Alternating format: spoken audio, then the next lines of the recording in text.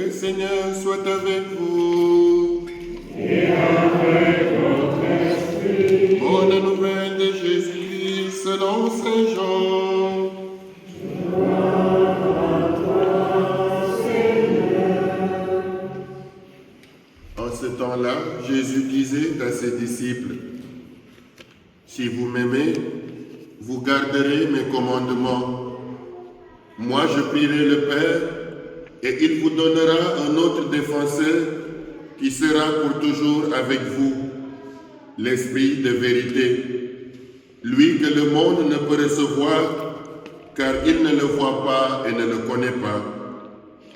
Vous, vous le connaissez, car il demeure auprès de vous, il sera en vous. Je ne vous laisserai pas orphelins, je reviens vers vous. D'ici peu de temps, le monde ne me verra plus, mais vous, vous me verrez vivant, et vous vivrez aussi.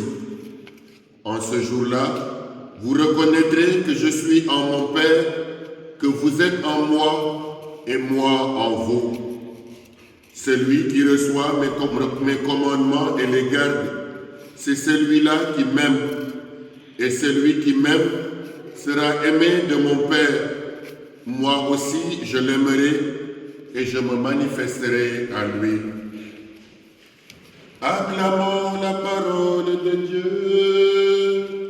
Louange à toi, Seigneur Jésus.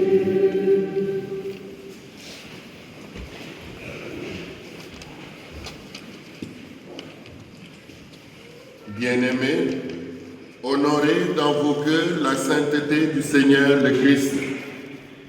Soyez prêts à tout moment à présenter une défense devant quiconque vous demande de rendre raison de l'espérance qui est en vous. Mais faites-le avec douceur et respect. Chers amis, frères et sœurs en Christ, au 6e dimanche de Pâques, le ton est un peu triste en relisant les 3 textes proposés par la liturgie de ce dimanche. J'ai l'impression de vivre un adieu, ces moments qui ne sont jamais simples. Ils sont un mélange de sentiments de tristesse et aussi d'impuissance. Imaginez-vous vous-même vous tenir au chevet de quelqu'un en fin de vie. C'est un moment d'espérance où les mots ont moins de sens et les gestes parfois plus de réconfort.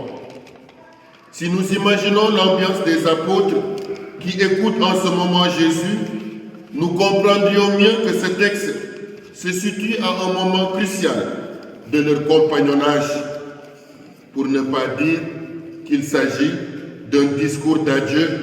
Empruntons alors le mot exhortation. En effet, Jésus est bien conscient de ce qui l'attend, lui qui va bientôt vivre sa passion et sa mort et après la résurrection. Aussi, il est conscient de ce qui attend ses disciples après son départ, c'est-à-dire une période de persécution. Chers amis, c'est d'ailleurs ce qui justifie le rappel de son commandement. Aimez-vous les uns les autres comme moi je vous ai aimés.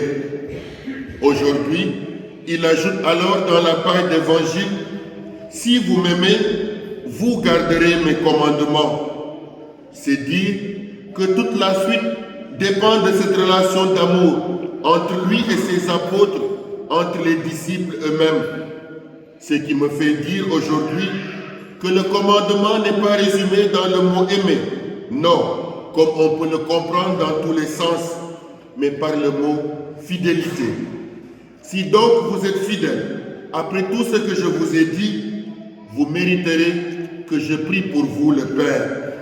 Chers amis, fidélité, c'est le mot alors que j'ai choisi pour faire le lien de notre célébration en ce dimanche avant la solennité de l'Ascension.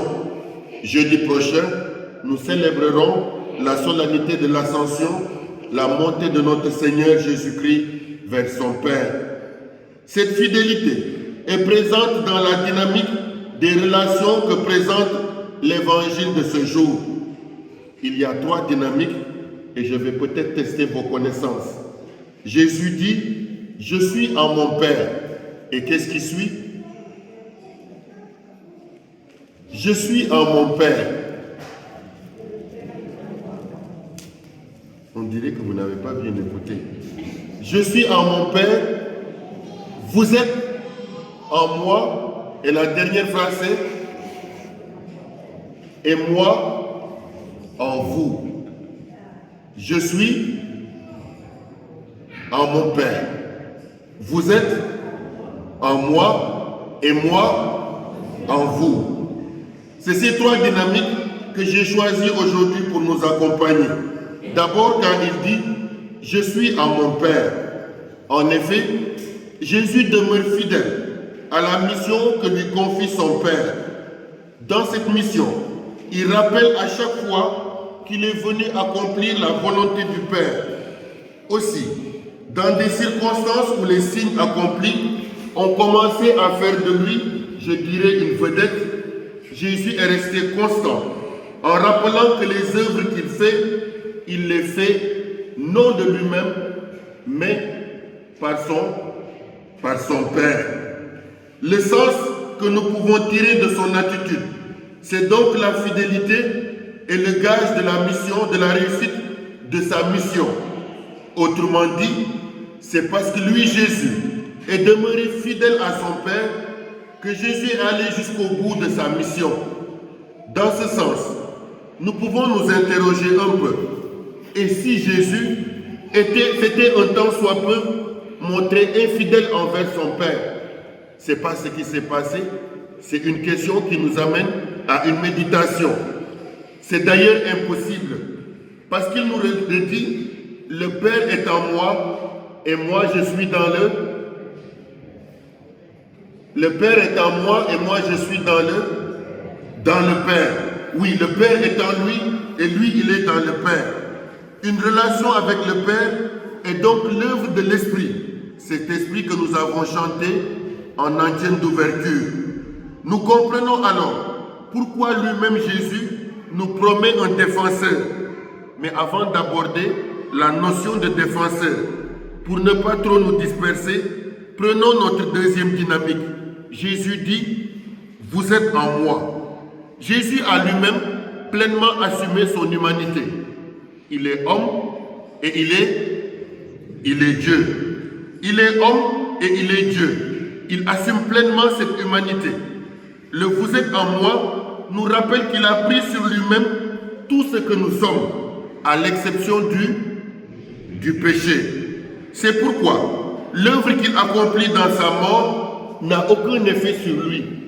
En fait, si on regarde de près, Jésus n'avait pas besoin de mourir sur une croix. Il ne meurt pas pour lui-même. Il meurt pour qui? Pour nous. Et donc, le vous êtes en moi trouve ici tout son sens. Lui, le Fils de Dieu, n'a rien à gagner dans une mort si atroce. Il l'a fait parce qu'en lui sont unis tout ce que le Père désire introduire dans son éternité. En lui, chacun des apôtres, des disciples et toute l'humanité est fixé à la croix. En lui aussi, la vie nouvelle qu'il obtient par la résurrection nous est tous accordée.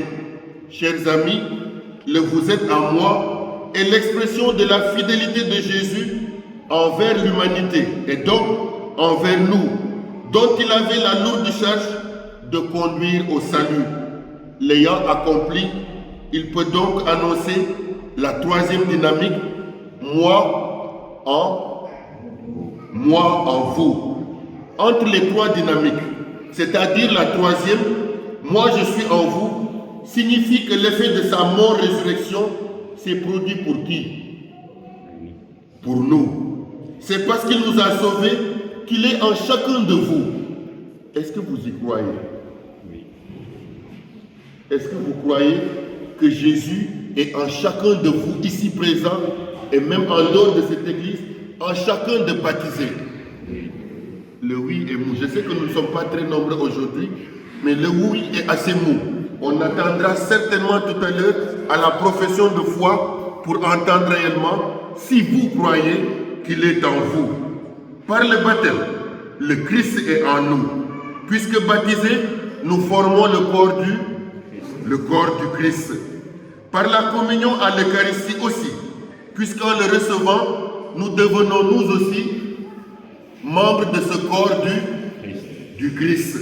Oui, chers amis, en vrai, dans ces trois dynamiques, Jésus se rend présent en nous, dans les sacrements, mais aussi dans la vie de chaque jour. Le moi en vous est moins sur notre côté, moins sûr de notre côté. Pourquoi le moi en vous est moins sûr? Le moi est sorti, le péché. Mais le péché est synonyme de quoi? Est synonyme d'infidélité. Lorsqu'on regarde de près, dans la relation entre le Père et Jésus, chacun est demeuré fidèle à sa mission. Dans la relation de Jésus à nous, lui, il est demeuré fidèle. Comme il dit, vous êtes en moi. Et c'est pourquoi il a accompli toute sa mission. Le moi en vous nous ramène à nous-mêmes dans notre relation avec le Seigneur.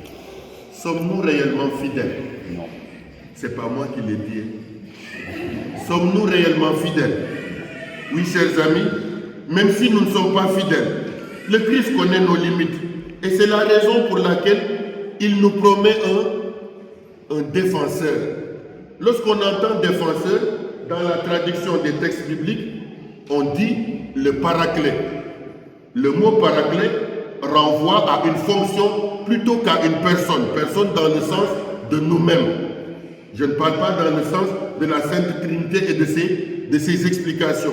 Mais personne dans le sens de nous. Fonction dans le sens de ce qu'il accomplit. Et lorsqu'on regarde le rôle de l'Esprit dans notre vie, c'est non seulement de nous mettre dans cette communion avec Dieu le Père et Jésus son Fils, mais aussi de nous rendre fidèles à la vocation pour laquelle le Christ s'est donné sur la croix. Autrement dit, il assume ici un rôle de défenseur. Autrement dit, il assume aussi un rôle d'avocat. C'est pourquoi paraclet peut se traduire aussi par avocat. Et donc, lorsque nous regardons le sens, Jésus qui se prépare à mourir, parce que le texte que nous venons de lire se passe juste avant ou après le lavement des pieds. Juste après ce geste, Jésus sait qu'il va mourir. Et le plus important, c'est non seulement d'encourager ses disciples à demeurer fermes, mais aussi de leur rappeler que l'unité entre eux et lui demeure dans un mot, le mot aimer, qui renvoie aussi au mot fidélité. Et pour cette fidélité, sachant que ses apôtres, ses disciples sont un peu, entre guillemets, faibles dans leur humanité, il leur promet un défenseur. C'est le sens de l'esprit que nous attendons à la Pentecôte. Et vous le verrez vous-même, et vous l'avez déjà vu, à la Pentecôte, lorsque l'Esprit descend sur ses apôtres, ils sont comme transformés. Oui, chers amis, le Christ nous promet à nous aussi un défenseur. Puissions-nous le recevoir pour mieux comprendre cette relation entre Dieu le Père et son Fils, entre son Fils et nous-mêmes, pour demeurer fidèles à ce que nous célébrons ici, parce que c'est l'Esprit qui poursuit son œuvre dans le monde et achève notre propre sanctification. Puissions-nous recevoir cet Esprit, qu'il demeure en nous pour les siècles des siècles. Amen. Amen.